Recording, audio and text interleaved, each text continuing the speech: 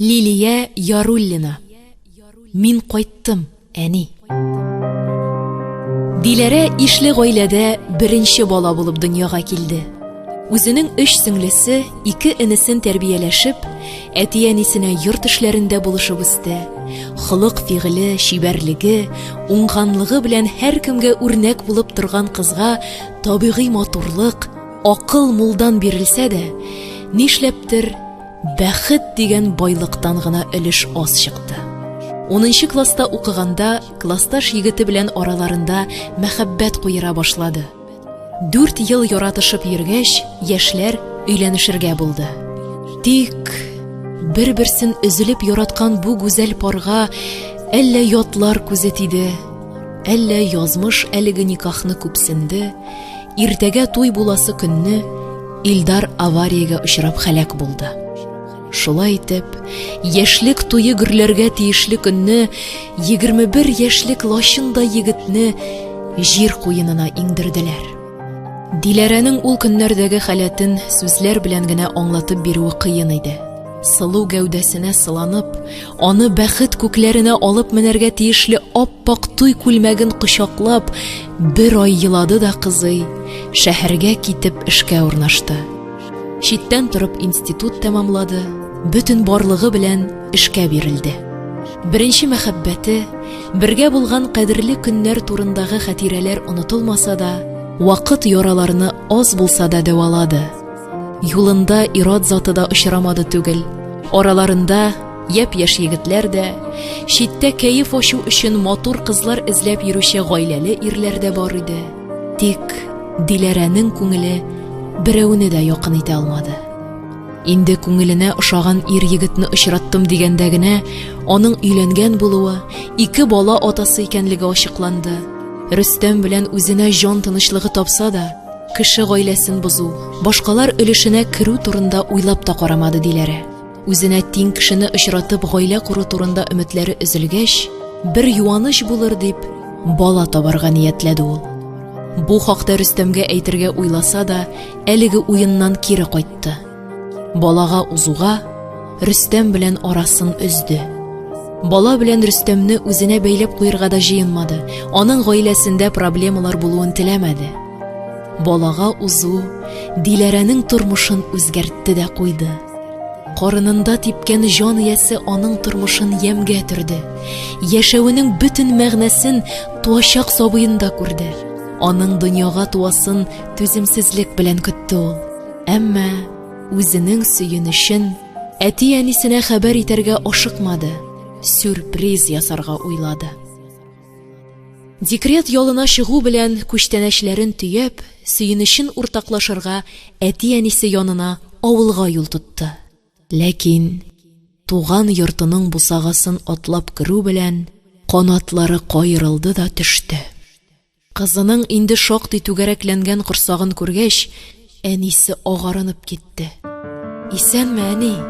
Дип каршына килгән Диләрәне читкә итте дә: "Эй, Аллам, бу ни хәл? Корсак үстереп кайткан бит. Бөтен авылга рисва иттең, адәм хурына калдырдың. Шуның өчен үстердекмени без сине?" Дип үксеп еларга кереште. "Әни, ни сөйлисең син? Тынычлан әле, әни." Диләрә әнисе тирәсендә бөтерелде. "Оятсыз җир бит. Картлык көнебездә атаң белән мине бар дөньяга хур иттең.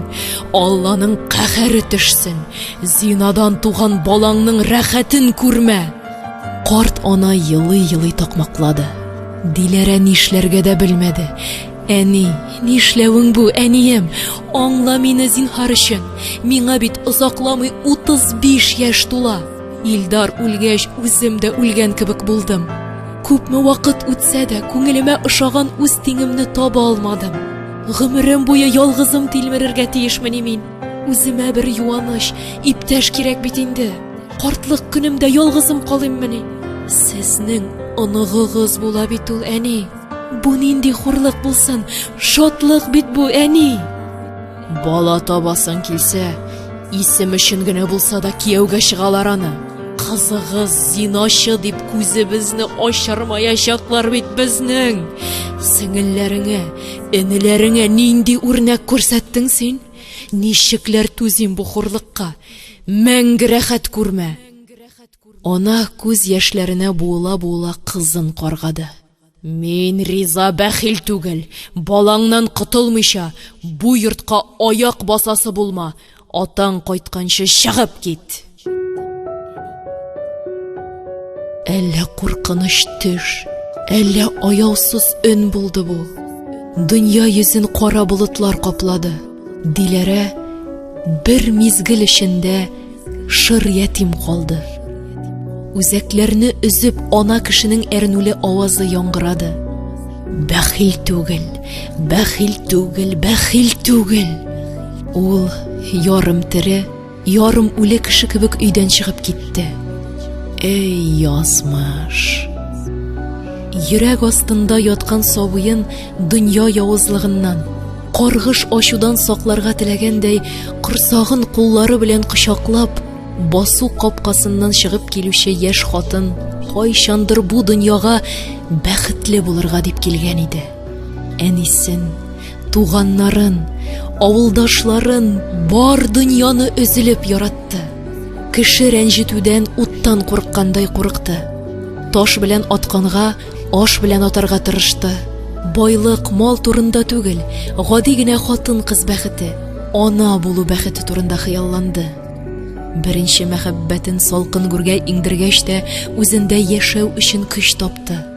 Яшьтәш кызлары ир канаты астында көн күргәндә, гөрләшеп балалар үстергәндә, бу чибәр булган хатын салкын мендәр кочаклап яшь түкте. Тормышның бөтен авырлыгын ялгыз иңнәрендә күтәрде. Аның да бит бәхетле булырга хакы бар иде. Көн артыннан көн үтте. Бала тууга 1 ел вакыт үтеп китте. Тик малай тәпи йөрергә дә, беренче сүзләрен әйтеп әнисен шатландырырга да ашыкмады. Һаман 1 айлык бала кебек ята бирде. Табибларга йөри торгач, аның дәвалап булмый торган авыру икәнлеге ачыкланды. Диләрә өчен кайгылы көннәр башланды. Больницаларга йөртү дә, имче карчыкларның дәвасы да файда бирмәде. Телсез, хәрәкәтсез диярлек яткан баласына күз салган сайын җаны өзгәләнде яшь ананың. Ул баласына гомер сорап, Худайга күпме генә ялварса да, күкләрдә икенче төрле хәл иттеләр. 3 яшы туларга 1 ай дигәндә, бала җан бирде. Нарасыйның җансыз гәүдәсен кочаклап, үкереп елады Диләрә. Хәсрәтеннән җаны теткәләнсә дә, әти-әнисенә хәбәр итәргә үзендә көч тапты ул. Шул ук көнне кич белән авылдан әтисе килеп төште. Шатлыгыңны уртаклашырга килә алмадым, кайгыңны бүлешергә килдем, кызым, дип кызын кочагына алды ата. Эй, әти, аңламыйсың хәлләремне. Җаным тоташ утта яна бит. Әллә әнинең каргышлары төште микән? Балам, ничекләр генә ярдәм итим соң үзеңә. Рәнҗемә син әниеңә, кызым, рәнҗемә. Бик нык авырып китте әле әниең. Улын җирләгәннең 3нче көнендә Диләрә әтисе белән авылга кайтып китте. Ата-ана йорты бусагасын атлап керү белән урын өстендә яткан хәлсез әнисенә күзе төште аның. Балаңнан котылмыйча бу йортка аяк басасы булма дигән идең, әни. Бәгыр кисәгем салкын гүрләрдә ята. Ул монда кайта алмый. Ә мин кайттым, әни. Диләрә күзләрен яшь пәрдәсе тумалаган әнисенең каршына тезләнде дә, аның тезләренә башын куйды. Кичер, балам. Зинһар, булдыра алсаң, кичерә күр. Синең бәхиллегеңне алырга гына көттем. Әни кешенең калтыраулы тавышында ачыну, сагыш, үкенү, сагыну, ярату, тагын әллә нинди хисләр чагылыш тапты. Диләрә аңлады, әнисенең гәүдәсе генә алар янында. Җаны инде күкләргә ашкына иде. Бәлки, бер тапкырда кулына алып сөеп карамаган оныгы янынадыр. Бәхил әни, бәхил, үзең дә бәхиллә мине. Карт ана ризалык белдергәндәй баш какты да, кызы кулында соңгы сулышларын алып җан бирде.